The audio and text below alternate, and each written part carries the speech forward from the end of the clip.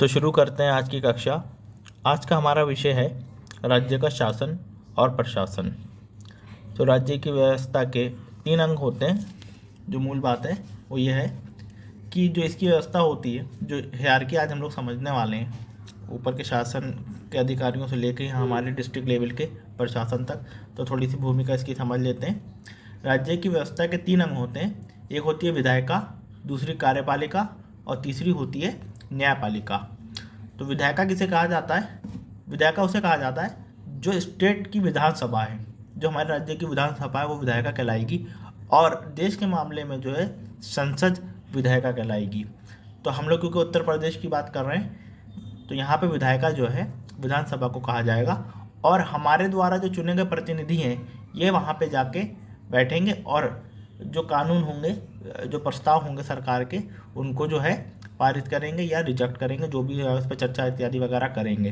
तो जो विधानसभा में जो चुने गए विधायक हैं उसको विधानसभा को विधायिका कहा जाता है। दूसरी है हमारी कार्यपालिका। कार्यपालिका किसे कहा जाता है? मुख्यमंत्री और उसका जो मंत्रिमंडल है उसको कार्यपालिका कहा जाता है। मुख्यमंत्री अपनी कार्यपालिका का प्रमुख होता है। तीसरी है न्यायपालिका। न्यायपालिका जो होती है हमारे, यानी कि नाम से ही समझ में आ रहा है, न्याय, यानी कि न्यायालय जो है, यानी कि जो डिस्ट्रिक्ट लेवल के न्यायालय हैं, हाई कोर्ट है, सुप्रीम कोर्ट है, ये सब जो है न्यायपालिका है। तो ये समझ लिया। दूसरा है हमारा राज्यपाल। राज्यपाल राज्य की विधायिका, कार्यपालिका और न्यायपालिका का प्रमुख होता है।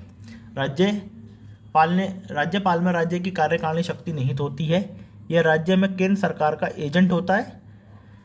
राज्य में इसकी भूमिका भारत के राष्ट्रपति के समान होती है, और ये राष्ट्रपति की सात पर्यंत अपने पद पर बना रहता है। यानी कि इसका कार्यकाल जो होता है कुछ 5 वर्ष वगैरह का नहीं होता है, ये उनकी इच्छा पर डिपेंड है कि वो कब तक जो है राज्यपाल की नियुक्ति किसी स्टेट में करे रहते हैं।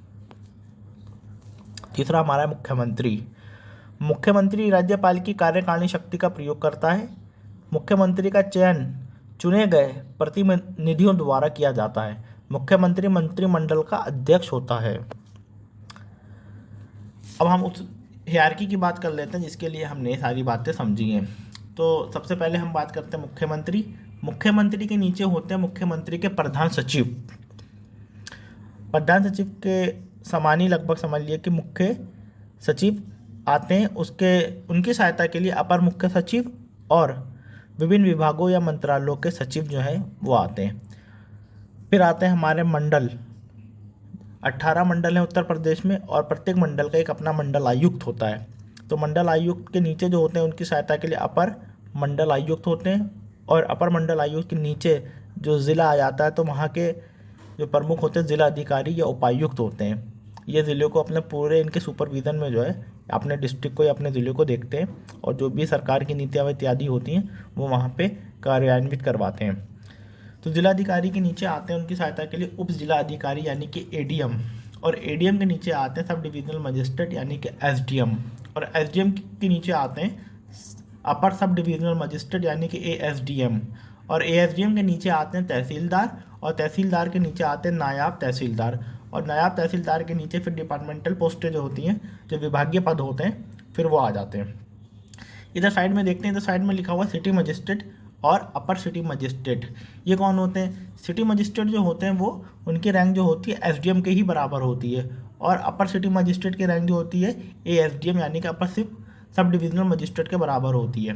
ठीक है, तो सिटी मजिस्ट्रेट कौन होता है? सिटी मजिस्ट्रेट जो होते हैं बेसिकली जो आपराधिक मामले होते हैं उन मामलों को देखते हैं, और उनकी सहायता के लिए नीचे होते हैं अपर सिटी मजिस्ट्रेट यानी कि एसीएम। एसीएम को हिंदी में अपर नगर मजिस्ट्रेट कहा जाता है। तो ये इनकी सहायता के लिए होते हैं, और इनके अंडर जो होते हैं, जो हमारे डिस्ट्रिक्ट के जो थाने होते हैं वो इन्हीं के अंडर में होते हैं। तो उम्मीद करता हूँ कि आज की कक्षा आपको जो भी समझाया गया वो अच्छे से समझ में आ गया होगा, और मिलेंगे अब हम लोग नेक्स्ट सेशन में।